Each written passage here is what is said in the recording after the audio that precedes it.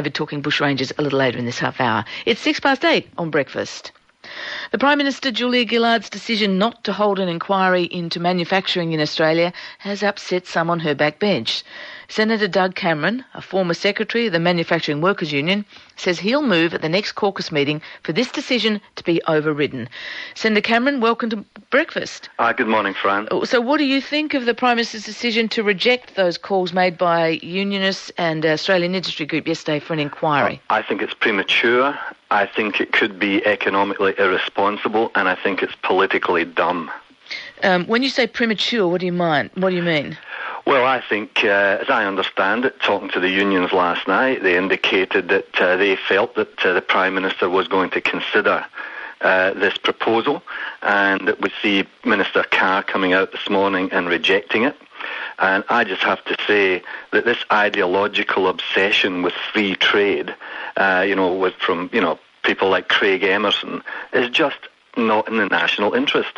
Well, I'll come back to the free trade in the national interest in a moment, but we had Workplace Relations Minister Chris Evans on the program just before the news. He's spoken with the Prime Minister, and her basis for rejecting an inquiry is that an inquiry would just delay practical measures the government intends to and needs to introduce now. Surely you'd support that?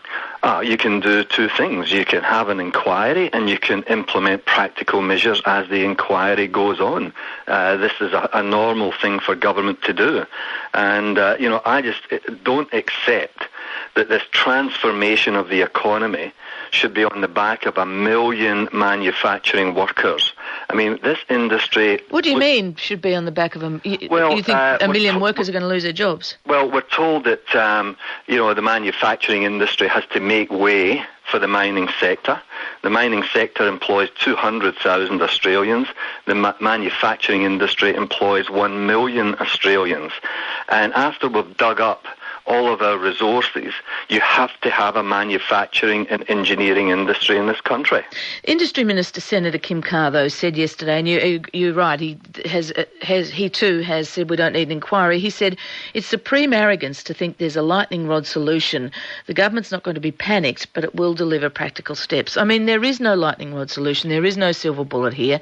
And really, the steps that can be taken presumably are not a surprise. They're no mystery, are they?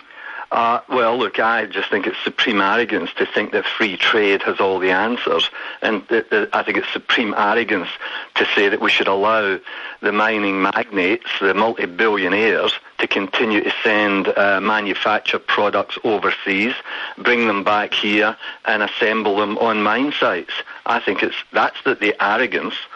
But you're not arguing against free trade, are you? I mean, that would be diabolical for Australian manufacturing, many of whom want to export their product. You see, the Labour Party's position is not simply for free trade, it's for fair trade as well. It's free and fair trade.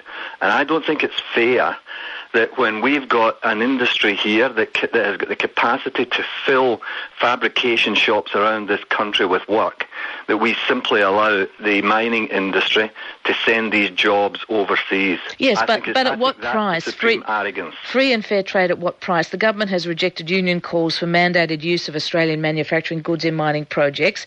Senator Carr again said we don't support trying to fix the tendering system to give a predetermined outcome. I mean, that's fair. In global terms, it's not fair to protect an industry if we're not providing either the right product or at the right price, isn't it? Well, look, let's get back to some reality on this. We've got BHP, just one mining company, announcing a profit of $22.5 billion. If you made that $21.5 billion, BHP wouldn't even feel the difference.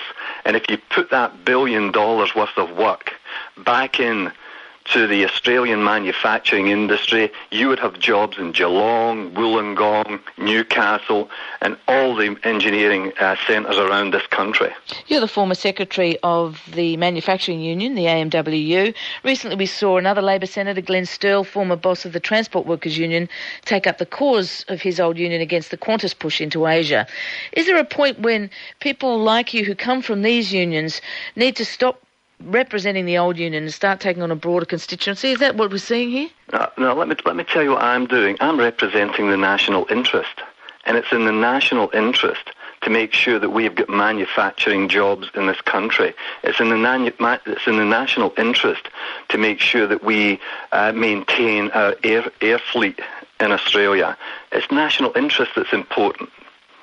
If the Prime Minister has said no inquiry, if the Prime Minister, she's visiting workers at BlueScope Steel at Port Kembla today, she's already announced some kind of transitional fund support to help steel workers move from the industry that's being scaled back. That's already been announced, $100 million over all that package. If the government also came up with plans for, other elements to support this industry without an inquiry, would you be happy with that, or are you determined to try and get caucus to overturn this? No, an inquiry at any cost? I'm determined to move at the next caucus meeting that an inquiry take place. I think there's broad-based support within caucus for such an inquiry. I think that's in the national interest. I think that's in the interest of the Labour Party. And we need to make sure that these 1 million jobs in Australian manufacturing are protected. It'd be easy, really, easier, wouldn't it, for a Prime Minister to come out and say, yes, we'll hold an inquiry, yes, we want to make sure we protect the Australian industries, yes, we'll do whatever we can, even if we can build in some kind of predetermined level of purchasing for the mining companies, saying all those things. Why do you think the government's not doing that? Look, I think this is not about what's easy and what's not easy. It's about what is right. And in my view, when the major unions in an industry and the employer group, the major employer group, says we believe there's value in having an inquiry, I think that's what should happen. And I also think that that inquiry can provide us shine a light on what's happening in the mining sector with all of this fabricated steelwork being done overseas. Doug Cameron, thank you very much for joining us. Good, thank you. New South Wales Labor Senator Doug Cameron. It's 8:13. G'day, Brickies. Charles Ponzi, born in Italy, 1882, gave his name to the Ponzi scheme. And on Late Night Live, after 4 and after 6 in the West, we talk about the greatest Ponzi scheme artist in history, Bernie Madoff, currently in the slammer for 150 years. Late Night Live, ABC Radio National. Now to a largely forgotten Australian involvement in the Second World War that played out in North Africa, but not in Tobruk. In 1940, 5 young Australian men sailed in the first convoy to North Africa with the rest of the Second AIF, but they soon found themselves on a secret mission.